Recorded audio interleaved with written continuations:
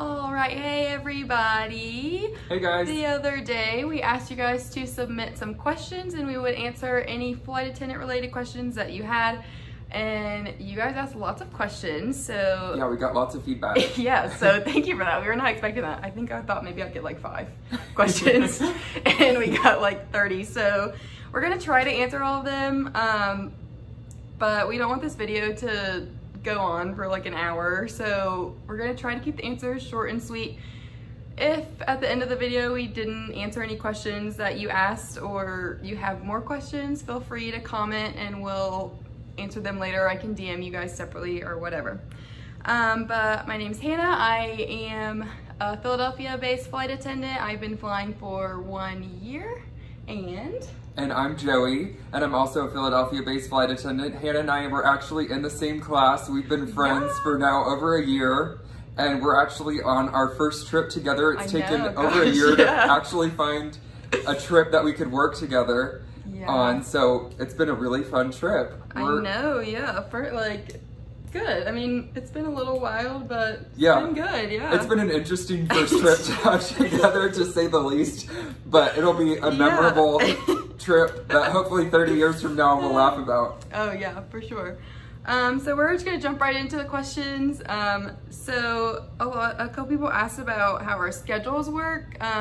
So our schedules are kind of like consistent but inconsistent at the same time. So basically we get about the same amount of days off every month, and there's also 2 different types of schedules you could be given. You could be given a reserve schedule, which just means you're on call and they give you a certain days of the month that you're on call, and you don't know if you're gonna get called or not during those days, but you know what days you have off.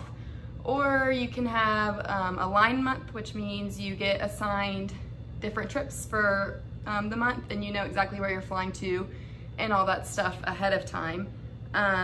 With both of those, we actually get to go through a process every month called bidding. So we basically put in our preferences. If you're on reserve, you would put in preferences for days off that you're interested in having. And if you're a line holder, you could put in certain preferences like where you want to lay over, maybe who you want to work with, or how long you want the layover to be, or places that you really don't want to go because you've done it before and you don't like it. Yeah.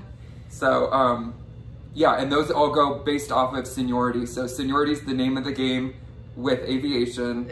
Yeah. So being here only a year, we're pretty much at the bottom. But yeah, which that kind of goes along with another question we got. Someone asked if we get to pick our trips that we go on. To an extent we do. When you're on reserve, trips will pop open and you can see what trips flight attendants that have a line are dropping. Or calling out sick. Yeah, or calling out sick for. And if you want that trip, you can specifically bid for it. That doesn't necessarily mean you'll get it, because like Joey said, everything's based on seniority. So if someone senior to you bids for that same trip, then you won't get it. Yeah. But you kind of can every now and then, like if you're an avid watcher of what opens like Joey is, then you can get like pretty much any trip. I am the type that just is like, they can call me when they want to call me. Like I don't ever look at it. I don't even know when stuff's open. Like half the time I don't even know if I'm the next person to be called. So I don't really pay a whole lot of attention to it, because I don't really care where I go when I'm working. I mean, when I have a line, I try to bid more specific stuff, but we're total opposites when it comes to this, because I'll be sitting in our crash pad, which is another cool thing that you guys might have asked about. And he's literally on the crew portal like all day long, and I'm like, I didn't even know, like, But somehow I end up with these cool trips, so coincidence? So how long are our layovers, and do we get to do anything on them? So layover times vary from, we have layovers that are as short as 8 hours.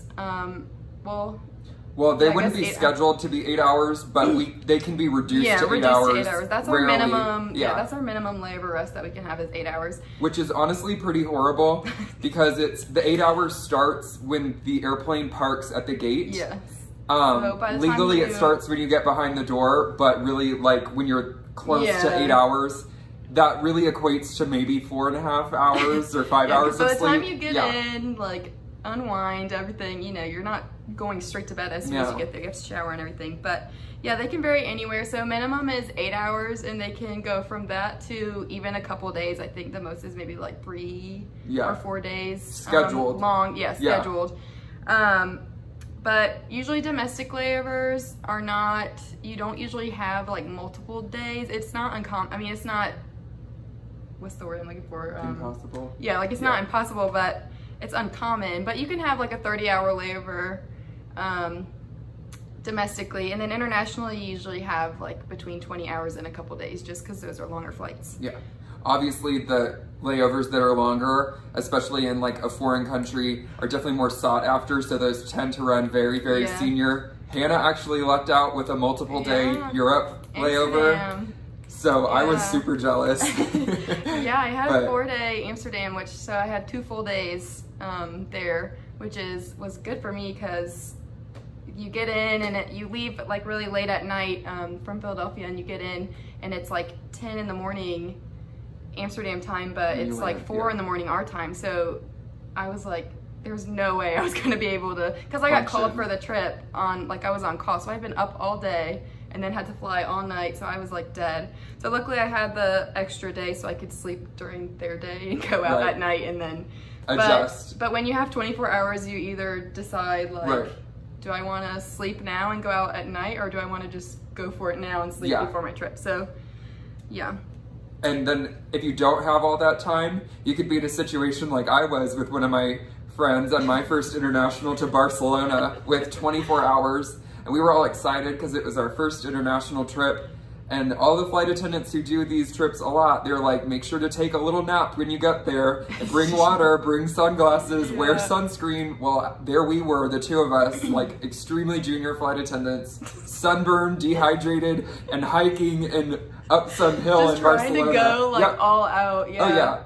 When I first started, I would try to like every single layover go out and do stuff, like, cause I was like, oh, I have to go do something on every single one of my layovers. Even the short ones, I would be trying to go, and I was like exhausted, spending so much money. So I've kind of learned to reel it in and only do stuff like if other crew members want to do it, or if it's a really long layover and I really want to do something, I'll go out. But I don't feel like obligated to do stuff like I did when I first started. Yeah. Longest flight we've worked. Mine, was like 8.5, 9 hours, the one I went to Amsterdam. That's the longest I think I've worked so far.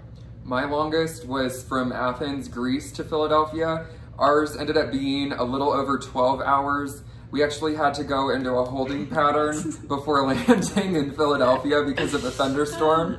So that I think added another 45 minutes. Yeah. But you know what? I liked it. Like, you kind of just are in a different mindset. Like, you know you're going to be working a long time. You got a little crew rest. You can take a nap for a given amount of time. Like, I liked it. It's one flight and then you're done, so. Yeah, I haven't decided yet if I like international flights, just because like the one that I did, I got called, so it was like I couldn't really plan for it. I think if you could plan for it, it might be different. So like the senior people that sleep all during the day and then they're like, let's go at like 9 and you're like, I'm tired. Not when you've been awake since like 10 in the morning and then you have to be up all night to work a flight. And like depending on how long the flight is, you get a certain amount of rest when you do those long layovers. Right.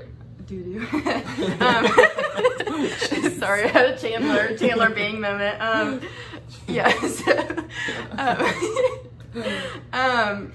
But that can vary from like an hour to, I don't know, like 4 or 5 hours. Yeah, mine was 4.5. Yeah, but mine was like I think an hour and a half.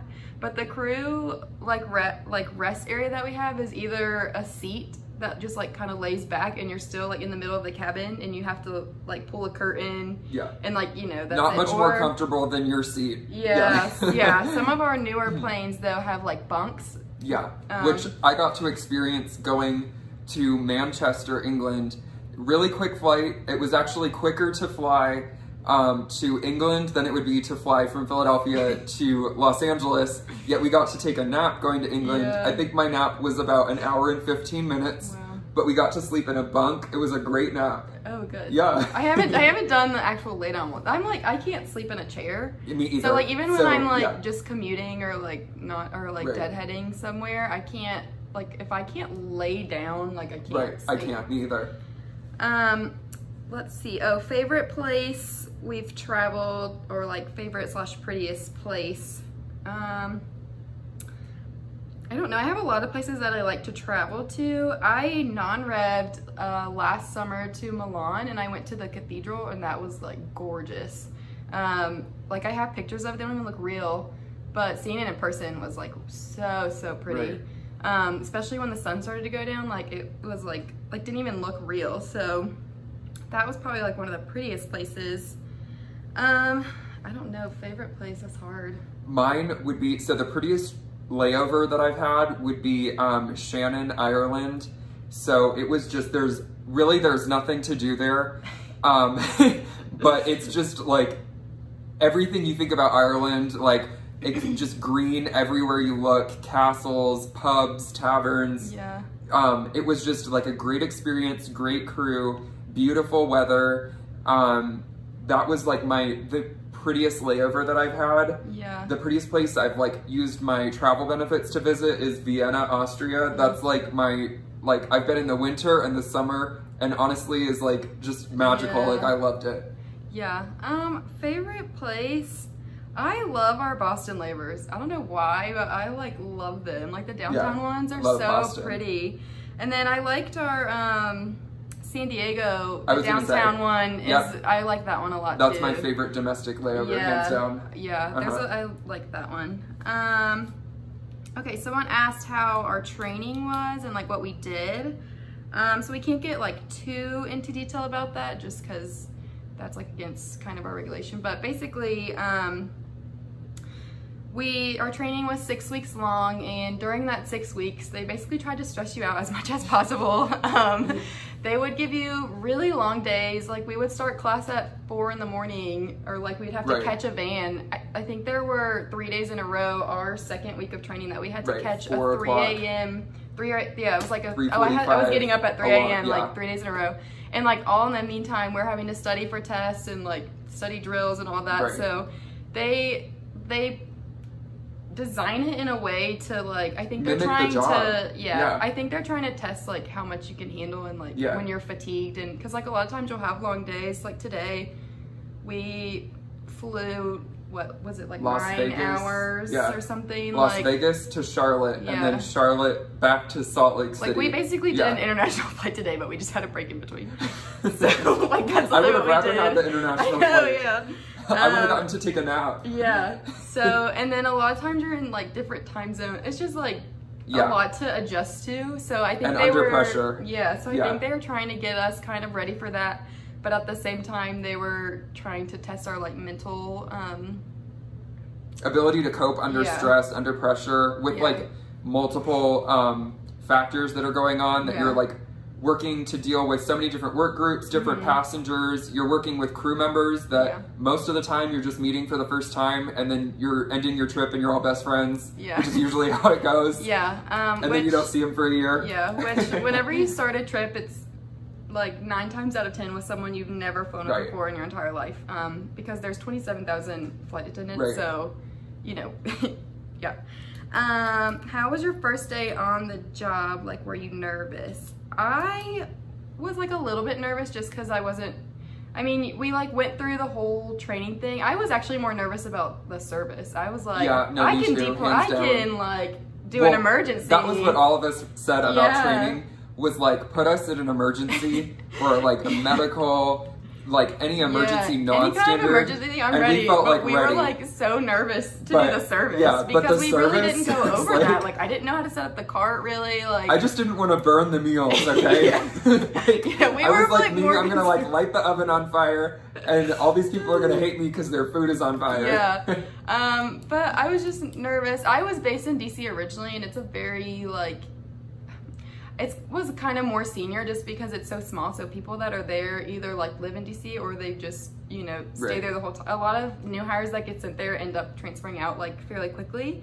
So I was also nervous like about getting along with crew members that were like 30, 40 years older than me because you just never know. But DC was actually a really, really good base, and people were all really nice. So, you know, but as soon as I got on the aircraft and met everybody, like everyone was so welcoming and like helped me out with everything. I was also the #1, like the lead flight attendant on my first flight, which means you work first class, you have to do all the like meals and stuff like that. Yeah, so I was like freaking out because you have to make all the announcements. I'm like, I don't remember the order, I don't know. Well, you're just like overwhelmed with emotion. You're like excited because it's your first trip, but you're also terrified because you have never worked a flight in your life, and now you're like the lead. Yeah.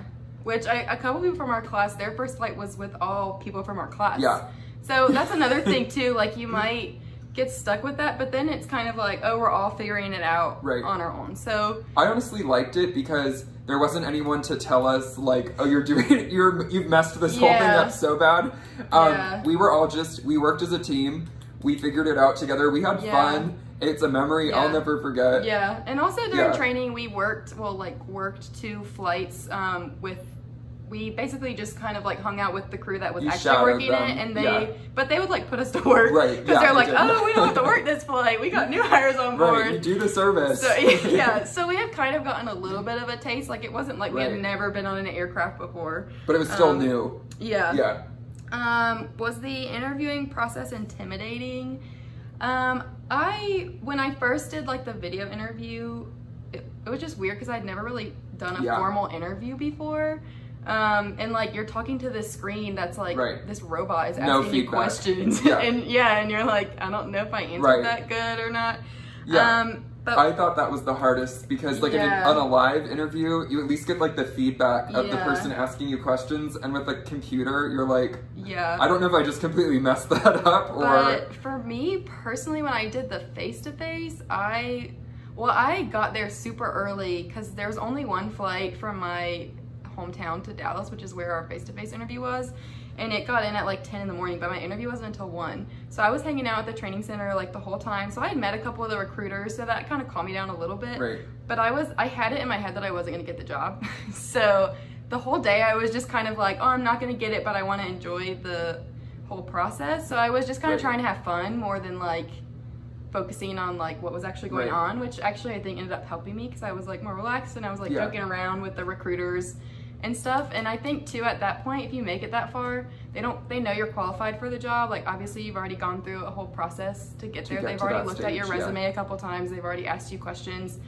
So I think at that point, they're really just trying to like see your personality, see how you interact with other people, because our face-to-face was with a group of like 30 people, like all at first. So they're trying to see how you can interact with people too. So, you know, it's definitely a really different interview process. I wouldn't say I was necessarily intimidated, but I felt very comfortable. Like obviously you're nervous, especially if you really want it. They make it really fun, and like all the recruiters are so nice. Like they were all so nice. Like it was like they were they're all flight attendants, you, like they wanted you to do very good. Welcoming. Like you would answer a question and they would be like, like what we do like to for passengers. Everything. Like it was like for every single answer, and you're like, that was a terrible answer, and they're like, oh exactly. It's like, what? Let's see. What made you want to be a flight attendant? I honestly just applied randomly. A friend of mine's mom is a flight attendant, and she was just talking to me one day. I didn't really know what I wanted to do career-wise at that time when I applied. And she was like, oh, like all these airlines are hiring, just send in your application. She was like, I mean, some people don't get on their first try, but she was like, you should at least try it. At least it's like, if you're interested, you know, something. So I applied and here I am. So like, mine was just really random. For me, I have always had a dream to work in the sky. So, and I've always had a passion for like airplanes and people and traveling, and it's always been just like a dream. Like I absolutely love this job. Like it is the best job ever. It's crazy at times. Like really, things happen that are just so crazy. Like you just cannot even believe some of the things that we see. Sometimes the common sense just isn't there. And you're like, how? We've become really good at biting our tongues and being extremely patient. Well, we've gotten used to just the stuff that you just shouldn't get used to, basically. So like this stuff will be going on where it's like, and like passengers are like, what? Which is, I guess, a good to have now, because if you get flustered easily, this is not the job for you. Was it scary leaving family? No, not for me. I've never been homebodied, so it wasn't scary to me. And actually, another reason I applied for the job was because I wanted to get out. Not of like my family, but just like, I felt like I was like kind of stuck in the same place. So I was like, I want to just be able to go, like kind of basically be wherever I want to go. And this is like the perfect job to do that. Absolutely. Some of our pet peeves. How about that one? Yeah. So what are your biggest pet peeves with passengers? We were just talking about this today because this passenger kept going to the bathroom and leaving the bathroom door wide open, like the lab door. Yeah. And I'm like, close the door, smell please. that. Like we work, we cook, we clean, we throw away trash, and we sit. We are basically right Annie next to your lavatory. So please do us all a favor and close the door. Okay. Another pet peeve of mine, which has been like happening a lot more recently just because there's been so many changes to the airline industry, but yeah, it's been crazy. People do not listen to you, and like you'll make an announcement and you tell them exactly what's supposed to happen, whatever, right, and then 5 minutes later you're walking down the aisle and they ask you the same exact question that you just answered, and it's just like, ugh. And one of them is maybe not that bad, like, okay, one person wasn't listening, but you sometimes find that you walk down the aisle after an announcement that was just made, and you get 3 people that ask you the same question that was already answered. Like an example of that is like the other day, like right after takeoff. I mean, we were still like this, like had just like taken off, and someone rang their call button. So I was the number 1, so I made an announcement, and I was just like, hey, we can't get out of our seats right now. We literally just took off. Like if it's an emergency, ring your call button again. We'll come assist you. Otherwise, we're gonna get to you as soon as we can. Ding! We're like, oh gosh, it's an emergency. It's an emergency. And so like the girl that was sitting beside, I know, I was like freaking out, jumps up, and it's another passenger that rang their call button because they needed a water. I was like, did you not just hear me say we cannot get out of our seats unless it's an emergency? So it's like stuff like that happens, and you're just like, it's those things that make you say like, why? Like so many times. It's just a pet peeve. Like I won't ever do anything on it, but in my head I'm like, oh my gosh. Yeah, it's just like my face will not show it. Yeah. And then too, you'll go through with the beverage cart and someone will ask, what do you have? And you literally list out every single thing. And then the person beside them will say, oh, what do you have? Like, did you not just hear me say? Right. We have all these things. But I think the other thing is like, to one passenger, they're just asking an innocent question, so I totally get that. Yeah. But to us, we might have 20 people in one service that are asking us the same question that we're already answering all the time. So it's like a perspective issue, you know? Yeah. But it's like, it's my biggest pet peeve. Like my friends laugh at me, but the one that I literally like want to pull my hair out is when you are asked to pour a black coffee. Now to me, if someone asks me for a black coffee, I'm pouring the black coffee that is in the thermos and handing them their cup of coffee. Well, when they then start yelling and are very upset that I didn't offer them cream or sugar for their black coffee, I get a little annoyed. It's my biggest pet peeve. It literally, like every time I just like... Another thing that gets me is people that take their shoes off and then like put them up like all over. Like there was a video that... or go into the lavatory with no shoes. Oh yeah, there was a video of this guy that was literally using his big toe to swipe through the... Like, it's just so gross. Like, just leave your shoes on. Nasty. Yeah, I mean, we could probably go on and on with like pet peeves, but... let's see. How has it been during COVID?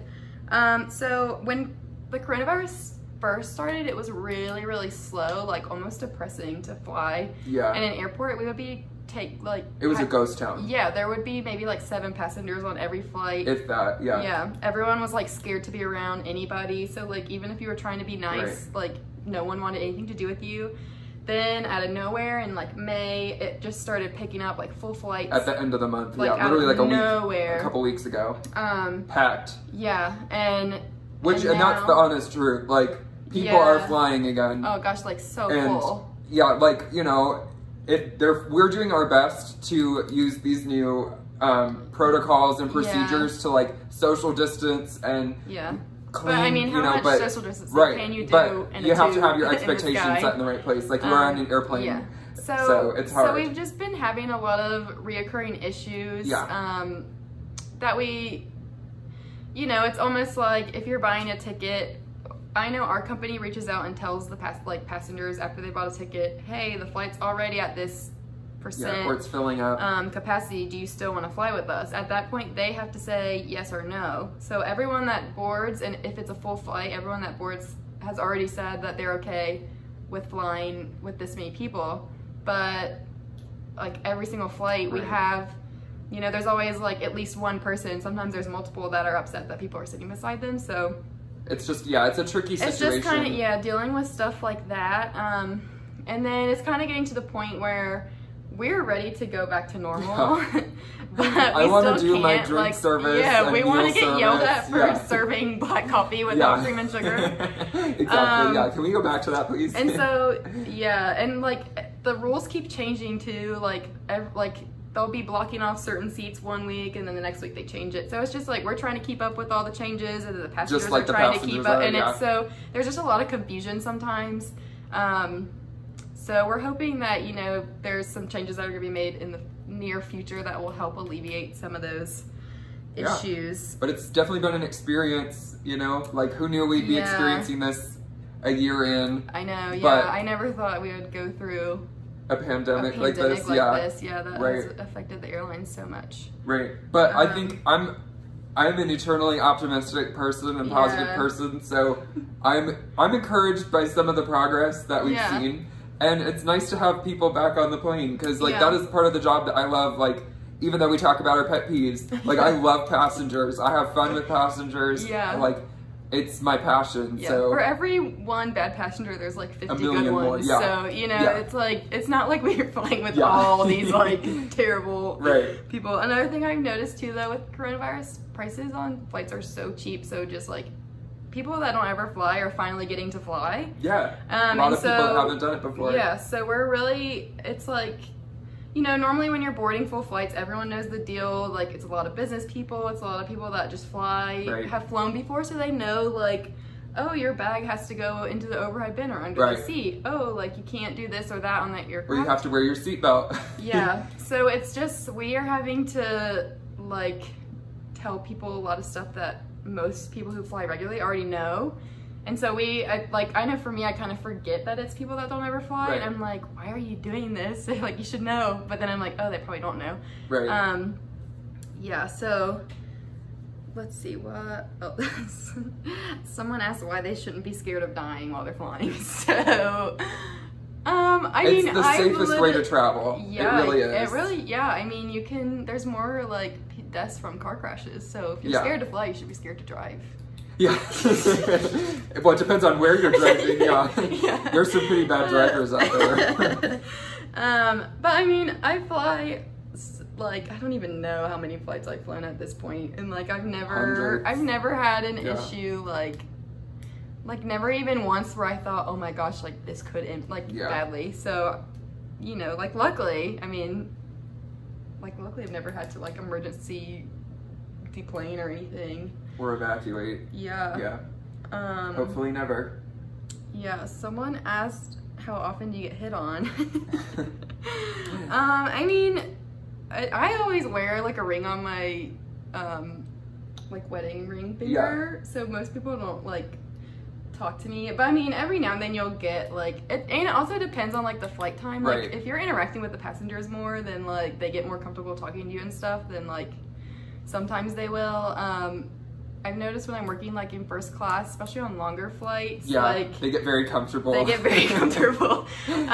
don't think it has anything to do with the alcohol that you're serving them by any means. Because I mean, everyone gets bored after like the first 2 hours of flying, so then they're just like, you know, and I know like it's a big, like people just assume pilots hit on like everybody, but I really haven't had that many issues with pilots like doing that. And a lot of our pilots are older because we are like a big mainline company, so a lot of them are already older and married. I mean, I'm not saying that all of them are good, but like the other day I had this pilot, we were laying over and they were staying in the same hotel as us, and we like got up to I was on the same floor with the pilots and the rest of my crew was like on a different floor. And so I got up to my room and I was about to go in, and this pilot was like, Hannah, and I was like, yeah. And he was like, do you need me to do a bedroom check? And I was like, what? So he was like, a bedroom check? We used to do that back in the day. And I was like, no, I think I'm good. Like, so random. But yeah, I mean, it's not, like, I've never been, like, uncomfortable with any passengers. Like, it's never gone out of hand or anything. But, I mean, I think it just depends on, like, how long the flight is, like, and, like... But, yeah, it happens. Yeah, I mean, it happens. I mean, I take the compliment, but... Yeah. Like, oh, thank you. Yeah. But, no. Yeah. And then we go run to the galley and tell all the other flight attendants. Like, that one. Yeah. Oh, and then they go out sometimes, yeah. They investigate the situation. Yeah. They go, oh, honey, no, yeah. Or, yeah. So just a couple more questions because we're getting like, long into this. A lot of people asked if we have a route. No. Yeah, no. If you're senior enough, you can, like we said earlier, like a lot of senior flight attendants will do the same international trip in a month. But like we're so junior, we can't really hold anything, so we just kind of go wherever. And especially when you're on reserve, you get the trips that people either don't want or, you know, they call it last minute for, right. So you just really never know like what kind of... But I honestly kind of like that because I love having the variety and going to different places. You get different markets, different things to do, different weather. Like I like having the variety. Like I don't think I would want to ever just do one route. Like I just love being able to experience different places. Especially now, like while I'm still like so young and can like go out and enjoy it. And maybe like if I do this job for a long time and I'm older, you know, I might feel more comfortable doing, like, might just get into the same routine. Absolutely. Let's see. Something about the job that surprised us. I think at first I was kind of surprised. I just assumed, like, since I was new and wanted to do stuff on layovers, that everybody on my crew would want to, like, hang out. And that's not always the case. So I think I was like, wait, you guys don't want to hang out with me at first. And so with that being said, like a lot of times it's like you just hanging out by yourself. Like, I mean, obviously when you're flying, you're around people, but then as soon as you get to the hotel, it's like, all right, you're on your own. Like, so you'll be, you know, if you have these like 15, 16, whatever hour layovers, you're just kind of like chilling by yourself. So it can get lonely sometimes if you're... Yeah, it can. Yeah. So I think that's surprising. I wasn't expecting that part of it. There is a lot of downtime. Like, you know, there can be. Some days you're like running, and then some days you've got nothing but free time. Yeah. I guess that kind of going off that, like something that did surprise me was like the bond immediately that forms with most flight attendants immediately when you start a trip. Like, you've never met these people before in most cases.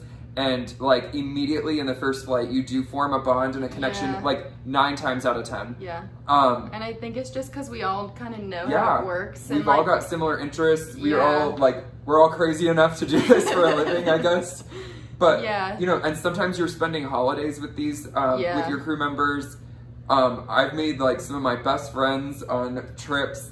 You know, like you become each other's family in the sky. You really do. Yeah. Yeah, for sure. And especially like when you went through training together, like there's so many of us that still keep in touch just because like you're all kind of going through the same thing, and it's just like the wildest experience. Like, I mean, it was a good experience. Absolutely. I mean, like definitely stressful and stuff, but I would probably... Oh, it was the best 6 weeks, honestly. Like, it really was. It was so fun. Like, it was hard, but it was, like, so fun. Oh, yeah. Like, even our during instructors... the 6 weeks, it wasn't, but, like, we're all like, oh, we just want to, like, pass, and we want to do it, and we want this to be our job. Yeah. So I guess, like, kind of closing, I know a couple people mentioned that they were, like, thinking about applying or, like, had always wanted to apply. So if that's you and you really want to do it, honestly, just go for it. I don't really know, like, you just kind of have to watch and see who's applying or like who's opening up for application. Yeah, who's hiring at the time. But just go for it, and like you just do your research about like what you kind of need to, like, because that's what I did. I was on like Indeed, and there was another one that I can't think of what it is, but I just studied those websites for like a week before like all my interviews, and people will kind of tell you like what kind of type of questions you need to prepare for, like how to dress when you do your interviews and all that stuff. So that helped me out a lot. But just like don't try to sell your credentials, I guess, when you're applying. Like don't try to sell your, like, what am I trying to say, like your I don't know what you're trying to say. Like your work, like your qualifications, I guess. Don't try to they want to, like, especially in this job, they want to see you. Yeah, be authentic. So, because I noticed that a lot, like, with some of the people that I did my face-to-face interview with, they had written out, like, exact answers that they wanted to give to certain questions, and, like, at that point, it just seems, like, rehearsed and robotic and not really genuine, so they are, you know, looking for genuine. Right. Yeah, honestly, as cliche as it is, totally be yourself, be comfortable in who you are, and, like, you know, let your passion shine through, that, you know, tell them it's your dream, like, be authentic. And there's a lot of, absolutely, and there's a lot of perks with the job. Like, there's a lot of places that I've been to in this first year that I never even, like, really cared to go to, that, like, surprised me. And there's a lot of places that I've always wanted to go that I got to go to. It's just so, there's such easy access to everything. And you meet some of, like, the most incredible, it's like a great networking job too. I mean, even if you don't want to do it for, you know, forever, to just do it for a couple of years while you're still trying to figure out what you want to do, like, it's the perfect segue job because you learn so much through it. Right. So I mean, yeah, the travel perks are another, like, reason you meet some awesome, like, people like we I know. never met. We're like best friends. I know, my bestie. Yeah, so I mean, there's really so many, like, reasons I could tell you why, but if you have you even been considering it, I would just say apply and see what happens. Or reach out to one of us and ask questions. Like, flight attendants love to talk about their job, usually. Flight attendants at love least to talk. everyone, like we do, so ask us. I think that's pretty much it. I don't think I have anything else. Yeah, but if you guys have any more questions that we didn't answer, leave a comment in the video. Yeah. And we love to talk about our jobs. We're very passionate about our jobs, so we need things to do on our layovers now. So yeah, but I think I answered all the questions that I had written down from people. So but if you guys, because I'm sure we probably gave you guys more questions as we were talking, because I know I had so many when I was first starting, like, even in training, I was like, oh, I wonder what happens on this, like, how does this happen, like, blah blah. So yeah, what Joey said, if you guys have any questions, feel free to either, like, DM one of us or just put it in the comments. But yeah, thank you guys for watching, and thank you guys for sending us all your questions. This was a lot of fun for us. We were probably just gonna sit and do nothing. So just together, we were probably just gonna sit and stare at each other, do like, absolutely sit on our nothing on our layover. But yeah, thanks guys. Thank you guys. Bye.